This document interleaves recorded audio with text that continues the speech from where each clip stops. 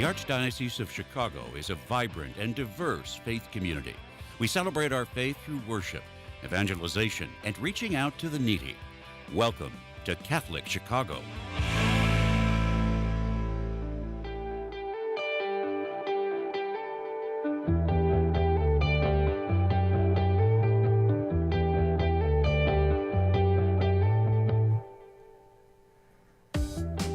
Good morning and welcome to the Voice of Charity.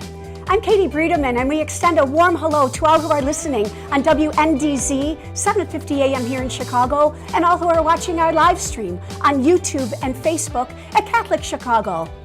Today on the special edition of the Voice of Charity, we are most fortunate to have with us Meg Kissinger, an award-winning author and investigative journalist who is receiving national acclaim for her recent book, While You Were Out, a beautifully written memoir about how mental illness affected several members of her family and how their love for one another sustained them as the systems around them failed them. Before the book was published, Meg spent more than 2 decades traveling across the United States, writing about America's mental health system for the Milwaukee Journal Sentinel. Meg is a Pulitzer Prize finalist. She has won 2 George Polk Awards. She won the Robert K. Kennedy Award for investigative reporters and editors, and she has won numerous other journalism achievements.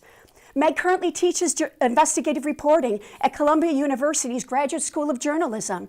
And Meg is going to be the 2024 Keynote Speaker at the Blossoms of Hope Brunch for Loss, Catholic Charity's loving outreach to survivors of suicide program. This event is going to be held on April 28th, and later in the show, we're going to give you information on how you can register to attend this special gathering. I have had the great fortune of knowing Meg since we were children, and our families attended St. Francis Xavier Parish and grade school together in Wilmette. I admire her now more than ever, as I have learned about her brave journey of using her own experiences and her extraordinary skills as a journalist to try to help other people. Welcome, Meg Kissinger. Katie, thank you so much. It's so good to be with you. It's absolutely wonderful to have you on the show. We thank you so much for taking the time and sharing your insights and your journey with everyone who's listening and watching today's show. You know, Meg, While You Were Out continues to be recognized around the nation as an important new memoir. It is featured among the New York Times Editor's Choice list and the Los Angeles Times Book Pick list. And one review said, "This book is a must-read for anyone who has experienced mental illness or anyone who knows someone who has." In other words, this book is for everyone.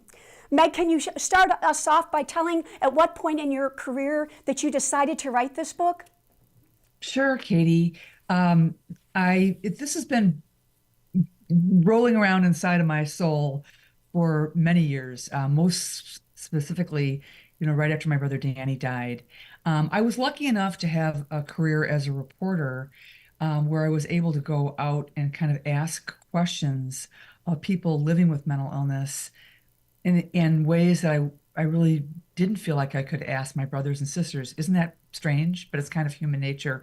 We're sometimes too afraid to ask the most intimate questions of the people that we love the most. Makes sense. So I was able to kind of satisfy my curiosity as a journalist and as a reporter. And I was lucky to work at a newspaper where my wonderful editor, George Stanley, a good Catholic man, was very committed to the idea of exploring the discrimination and the barriers to care that people with mental illness suffer. So anyway, after doing that for a long time, 25 years or so, I just decided the most impactful way that I can tell this story is to turn the notebook on myself and my family and really go after what it is that we went through in hopes that we could be a candle in the window, and a little beacon for others who are going through what we went through. So from start to finish, I say that it was 25 years cooking inside of me, but pedal to the metal, fingers on the keyboard, nose on the screen, maybe 2.5 years or so. Well, you sure are helping so many people already, Meg. Can we go back to your travels around the United States discovering, America's mental health system? You really had some quite surprising discoveries. Can you talk to us a little bit about that? Sure. Well, the first thing that I learned is that the mental health system is not a system. It's a siloed group of entities that don't work together. The definition of a system is, entities that coordinate to work together, and almost nothing about the mental health world does. So by that I mean it's very difficult to, first of all, find a mental health care provider. We have a great lack of psychiatrists and mental health professionals. We need many more people to go into that field. So I encourage all your listeners who are considering a career in that to go ahead and do that. And especially, providers of color and people from different backgrounds. And then you have the insurance companies, which for so long just flat out refused mental health care. Mental health was really considered separate from other forms of health, and it's really not. The more that we're getting to know about it, the more we see that somebody with schizophrenia is just as endangered, or depression is just as in danger as somebody with cancer or heart disease. So what I saw that never ceased to shock and outrage me was the disregard for people with mental illness as full-on human beings, and so much discrimination, Katie. So much that we need to do uh, to treat these poor souls as human beings, God's children that need the care that we afford, as I said, like cancer patients and heart patients. And in that regard, are there any people that you met along the way or any stories that you covered that were especially memorable for you, Meg? Sure, I talk about a couple of them in the book, but I'll just give you a quick thumbnail sketch of two. One is a lady named Georgia Rawlings from Chicago, I might add. Anyway, I met Georgia in a laundromat in Milwaukee, and it's a broken down old laundromat in a rough part of town. And I could tell right away that she was a funny lady. She was just holding court and speaking very boisterously. And anyway, I just knew that she seemed like my kind of gal, and she was really funny.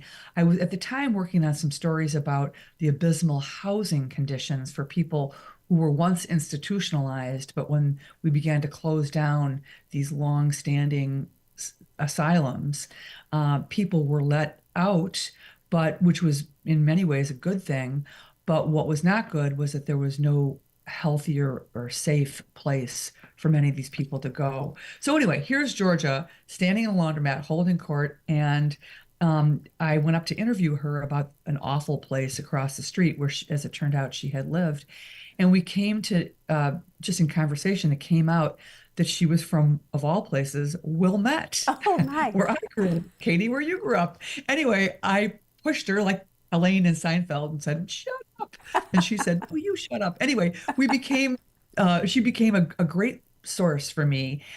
But the most remarkable thing is, as we got to talking, and she said, when we finally discovered that we probably grew up about 5 blocks from one another, and then she stopped and she said, "Kissinger, your last name's Kissinger."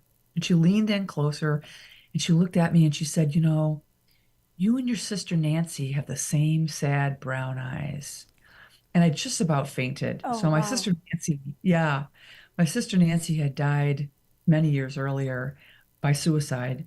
And Georgia and she knew one another. And I just thought, well, if that isn't a metaphor for, your brother's keeper, here is this lady who easily could have been my sister Nancy, who I was looking at first as this kind of pathetic soul that was in need of great help.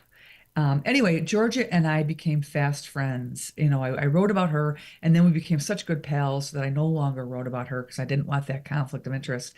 And she sadly died maybe like 10 years later, and her sisters kindly asked me to give her eulogy. And she became kind of a more than kind of, she became a dear friend. And the second kind of remarkable story is a guy who lived not far from me here in Milwaukee. Just this a quirky little eccentric guy who used to call me in the newsroom all the time just to talk. People are lonely, and, Yeah. and sometimes they have no place to turn. So they'll call a newsroom because they know that we're in there 24 hours a day, whatever. Somebody's always going to be answering the phone. So this guy and I kind of struck up a little telephone conversation friendship over the span of maybe 10 or 15 years. Anyway, his name was Jim Hankin, and I learned so much from him. He also died, sadly. People who live with serious mental illness, their lifespan is so much shorter than the normal lifespan. But with Jim, I just learned uh, he had such a zest for life, and he was so thoughtful. He would call my kids on their birthdays and sing birthday to them in a Donald Duck voice. But I think the way that we perceive often people with serious mental illness is we're fearful of them, or we're uh, grossed out by them, or just don't want to look in their direction. But I have found that when you really get to know people who are suffering on a deeper level and spend some time with them, you'll find that often they're the most loving, caring, tender, and really, in George's case, hilarious people that you'll meet. Your reporting really has been groundbreaking, Meg. Your stories have made a difference in various locations around the country. In one instance, a series of your stories led to the creation of hundreds of new housing units for people being treated with mental illness. Are there other initiatives? I know you mentioned just having more people go into, the area of psychiatry, but are there other interests or initiatives that you'd like to see on the federal level across the United States?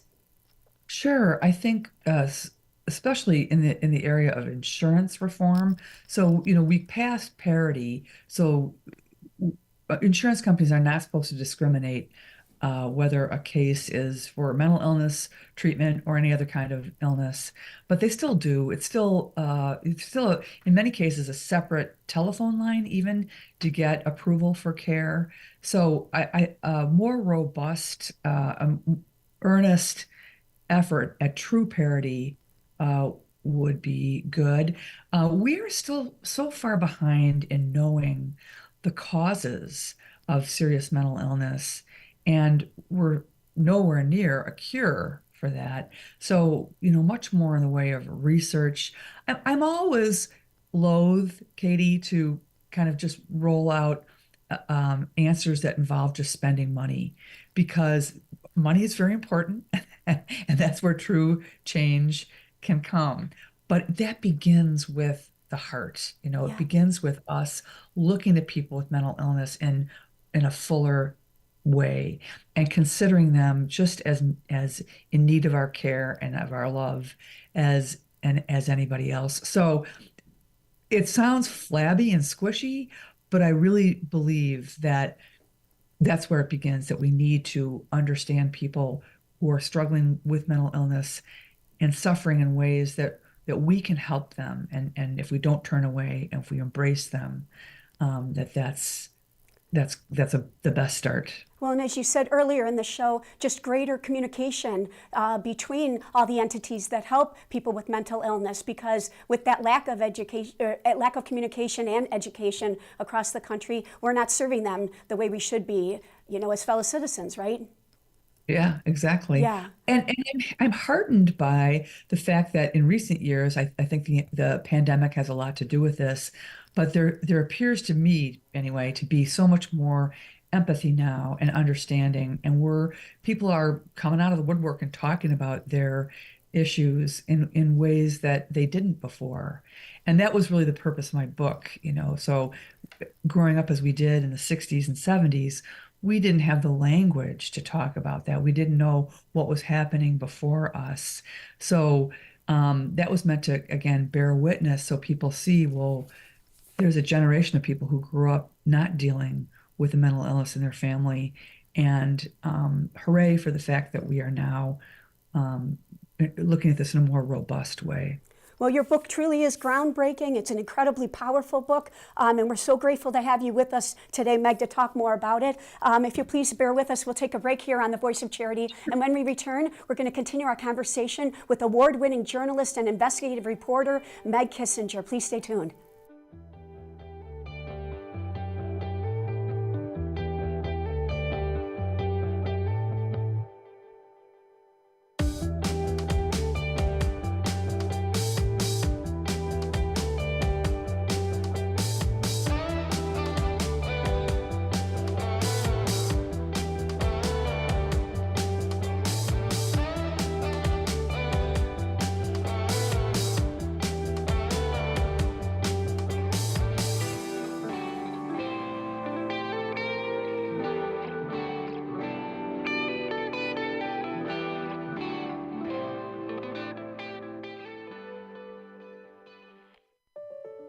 Catholic Charities' Loss program was created more than 40 years ago to help survivors of suicide wherever they are in the grieving process. This nationally recognized program continues to offer a safe, non-judgmental environment where survivors of suicide can find community, direction, and resources for healing after suffering the devastating loss of a loved one. Online and in-person services are available for individuals, couples, children, and families of all faith traditions. To learn more, call 312-655-7283 or email loss@catholiccharities.net. Don't suffer alone. We are here to offer loving outreach to survivors of suicide. Contact Catholic Charities today.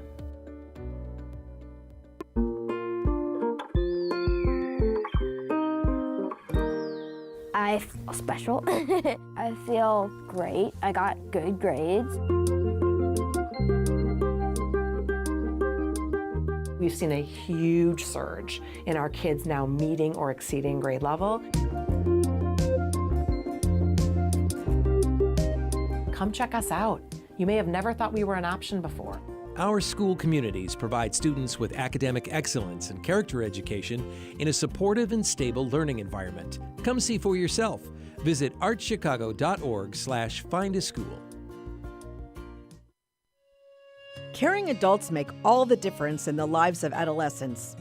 Catholic Charities understands this, and our mentorship programs provide a free opportunity for young adults to spend time with volunteers who genuinely care about them.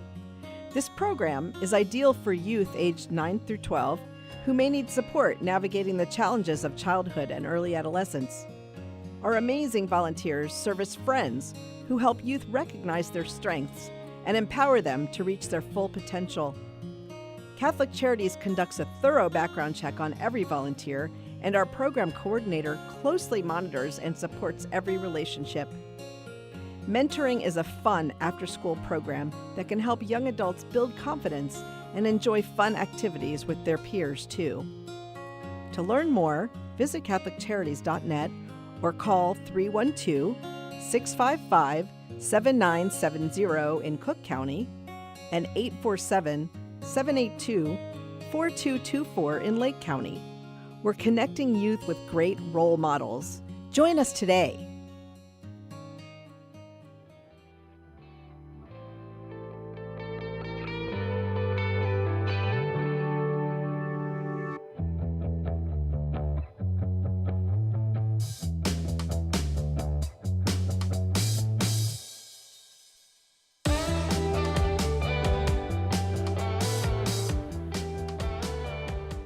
Welcome back to the Voice of Charity. I'm Katie Bredemann, and it's my great pleasure today to be here with award-winning author Meg Kissinger, who recently published this important memoir called While You Were Out, an intimate family portrait of mental illness in an era of silence. And it's gaining national acclaim for the way that it is showing how Meg's family handled or sustained their love and handled a very difficult situation while the systems around them failed them. You know, Meg, you grew up in a loving family of 8 children and 2 devoted parents, and there was much happiness in your life together, but there was also profound sadness and tragedy. For those who have not read your book yet, can you describe some of the tragic losses that you endured? Sure, Katie. As you mentioned, I'm from a big old family. I was the 4th of 8 kids, which made me the monkey in the middle and always curious. And my mom and dad were just good, loving people, really funny. They were smart. They were kind. Oh, there they are. That's so fun. I love that picture. That picture's on my bedroom wall. I just love it. It captures the spirit of my mom and dad. That's my sister Molly on the side there. Anyway, as the years rolled along, it became apparent that my mother suffered from depression and anxiety, and was sometimes gone. She had a lot of kids in short order and not a lot of help. Her own mom had died and she didn't have any sisters. And my dad traveled a lot for work. So it was a lot. I'm just looking at those pictures. Beautiful, I'm just thinking big about family. the laundry she did. Oh my gosh. Anyway, as we went on and growing up, it was clear that mental illness, was something that was a part of our family as well. In addition to our freckles and our penchant for sassy jokes, we also struggled with depression and anxiety. And my sister Nancy was really greatly affected, and she ended up taking her own life. We now know that she had bipolar. Those were words that we didn't even talk about in the day because we didn't know. There she is. I'm giving her a big smooch. She was a glamorous lady.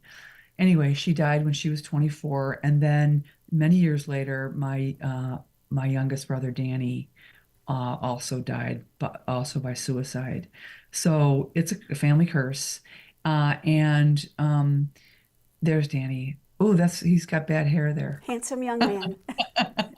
He was really cute. That's a funny picture. I think that's from his eighth grade, his St. Francis eighth grade picture.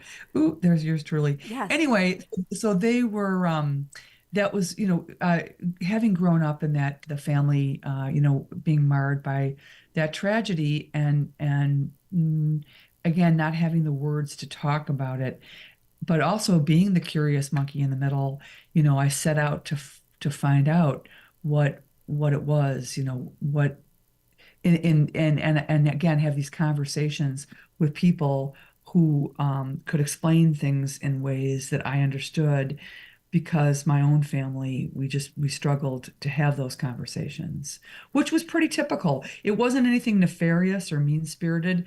It was just the way that it was. And I feel very fortunate, as I said, to have been able to have had a career that helped me process that, and help try to figure out.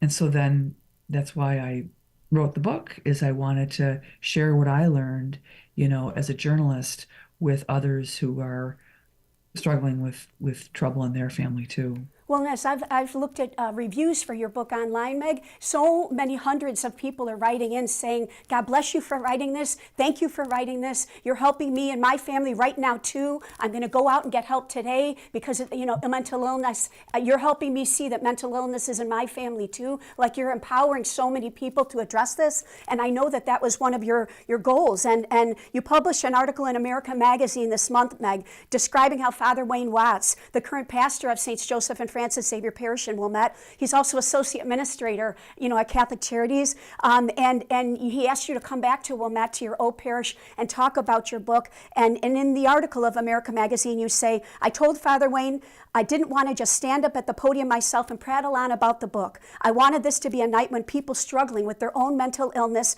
or that of a family member could leave with a solid plan for how to get help. I just wonder, as that night unfolded, if your hopes were realized, Meg. How did that night turn out from your estimation? It was magical, Katie. Right when you mentioned Father Wayne, the sun began to shine. I think God has sent a message. I'm not surprised. Yeah. So when he first called, I thought, am I in trouble? As I wrote about in that essay, because there's some tough stuff in this book, and I don't hold back. The Catholic Church really was they had a harsh policy way back in the day. That's no longer the case, but I mean, technically, if you die by suicide, that's a mortal sin, and many a family was denied the grace of a funeral mass for their loved one who died by suicide. And what a terrible sorrow that is. And neither could people who died by suicide be buried in a Catholic cemetery. So I just found that to be so hurtful and so sad. That was not our family's experience, I'm happy to say. In fact, at Nancy's funeral, there were not just one priest up on the altar, but many.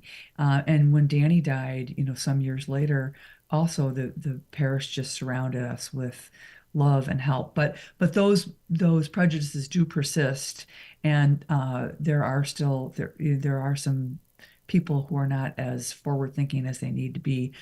Anyway, that night was magical. So I got to go back to dear old St. Francis Xavier, now St. Francis St. Joseph, and Father Wayne, who I came first to know so many years ago when my mom was dying. And it was Father Wayne who came to her deathbed and heard her last confession. He was just a little guy right out of the seminary, newly minted priest back in those days. And now he's a well-regarded, well-loved pastor.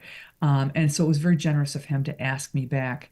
But I was scared, it was, as I wrote about in that essay, it's one thing to stand up in a room full of 400 strangers, but once again, when it's people that you know well, and have had long history with, it's tougher to have those conversations. So mirroring, the dynamic in my own family, but just as my family learned ultimately to have conversations with one another, to talk to one another, and really be there for one another, so too does the Catholic Church. And it proved to me that night that that's exactly what's happening. And so that was you had magical. numerous people coming up to you just saying how grateful they were for your candor, your courage in speaking, because you were empowering them to, as you had originally hoped, to go out and make a plan to get assistance themselves. Right, Meg? Sure. I mean, I feel I'm going to give the big assist to the Holy Spirit. I'm just a little vessel. I'm a little broken vessel. I mean, if you know, Katie, your brother Bob, who is my dear friend, will tell you, I mean, I was naughty in grade school. Sister Mary David, who would punish you by making you sit in the wastepaper basket. I'm just here to tell you that I held the girls' record for the class of 71 for the most times in Sister Mary David's wastepaper basket. So God has picked a very funny vessel to spread the word about the need to love people with mental illness.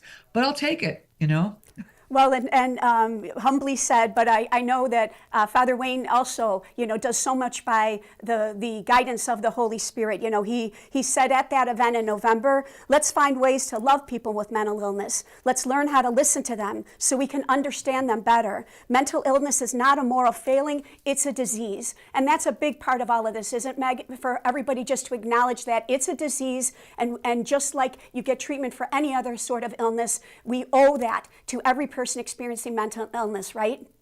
Oh, amen, sister. You have said it beautifully. Yep. And what ideas do you think would be helpful, Meg, in parishes around the Archdiocese of Chicago and around the nation for them to be more supportive of parishioners who have mental health illness?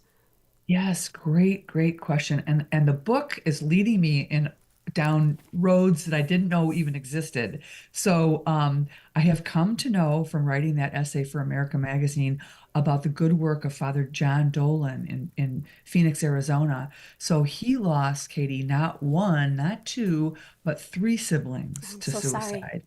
And his brother-in-law. And so he acknowledged that the church needed a lot more concerted effort to help. Now, here in Chicago, we're lucky because we have Father Ruby. I say here in Chicago, I'm in Milwaukee, but we're the northernmost suburb. Anyway, so Father Ruby's fine, beautiful, the Lost program, which, people, I'm sure your listeners are aware of, but it served our family so well. So that Lost program should be modeled in every archdiocese throughout the world, really, because it's fantastic. And that's what Bishop Dolan is going after too with his Catholic mental health ministry. So I just signed up. I'm going to take that course. I'm going to a seminar in Mundelein in April, at the end of April. And I'm going to learn about, how we can be better ministers to one another. It can't just come from the pulpit. It's got to come from, the pews. And I'm gonna learn about what we can all do more. But just again to offer a shoulder to cry on, just a person to be in conversation with, and make space for that. There's also room for the Catholic Church to advocate for better mental health care. Again, better access to care.